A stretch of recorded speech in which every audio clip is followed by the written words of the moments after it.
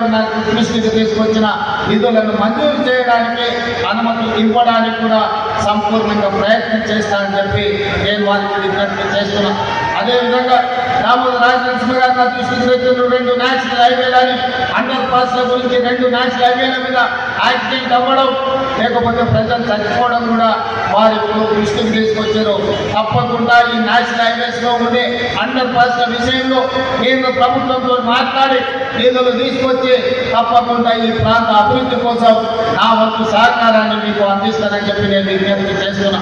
అదేవిధంగా లక్ష్మీకాంతరావు గారి వేదిక మీద ఉన్నారు, మదన్ మోహన్ రావు గారు ఉన్నారు, అంజిరెడ్డి గారు కూడా కొన్ని విషయాలను నాకు రిప్రజెంట్ చేసిన ఎమ్మెల్సీ గారు వారు నూతనంగా ఎన్నికైన వారు కూడా ప్రజలకు చెయ్యాలన్న తాపత్రయం చాలా సంవత్సరాలు వారు ప్రజా జీవితంలో ఉన్నారు. వారికి ఇప్పుడు శాసన మండలి సభ్యుడికి అవకాశం వచ్చింది. తన వంతు అభివృద్ధి కార్యక్రమాలలో భాగస్వామి కావాలి అని వారు విజ్ఞప్తులు ఇచ్చారు.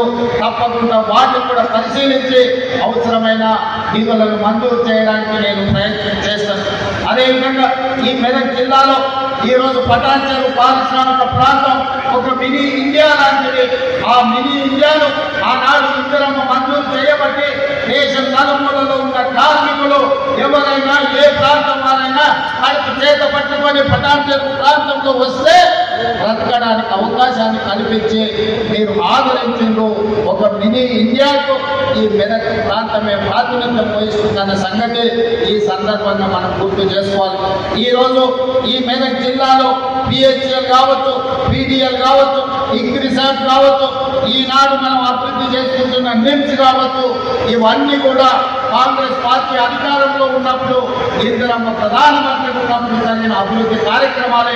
భవిష్యత్తులో కూడా ఈ అభివృద్ధి కార్యక్రమాలను ముందుకు తీసుకెళ్లే బాధ్యత మా ప్రభుత్వం తీసుకుంటుంది. ఈ మెదక్ జిల్లా ప్రాంతంలో అవసరమైన సాగునీరు కానీ, తాగునీరు కానీ, పరిశ్రమల యొక్క అభివృద్ధి కానీ, పారిశ్రామిక మోడల్ కోసం కేటాయించే నిధులు కానీ తప్పకుండా మేము మంజూరు చేస్తాం. అదేవిధంగా వెనకాల నుంచి జగన్న చిట్టి అందిస్తూనే ఉన్నాడు. రామన్న చెప్పనే ఇప్పుడు జగన్న చిట్టిస్తూనే ఉన్నాడు. సింగూరు ఒక మంచి పర్యాటక ప్రాంతం. సింగూరు నుంచి మంచిరా జలాలు ఈరోజు నగరానికి దాహార్తిని తీరుస్తున్నాయి. తప్పకుండా ఈ సింగూరు ప్రాజెక్టులో 100% ఒక మంచి టూరిజం కింద, ఎక్కువ టూరిజం కింద ఆ సింగూరు జలాలు హైదరాబాద్ ప్రజలు ఏదైతే దాహార్తిని తీరుస్తుందో సింగూరు యొక్క అభివృద్ధి కార్యక్రమాలు కూడా నిధులు మంజూరు చేసి ప్రత్యేకమైన సమీక్ష చేసి ఈ అభివృద్ధి కార్యక్రమాలను తీసుకెళ్తామని చెప్పి నేను ఈ సందర్భంగా తెలియజేస్తున్నా. మిత్రులారా, ఈరోజు ఎన్నికలు ముగిసినాయి.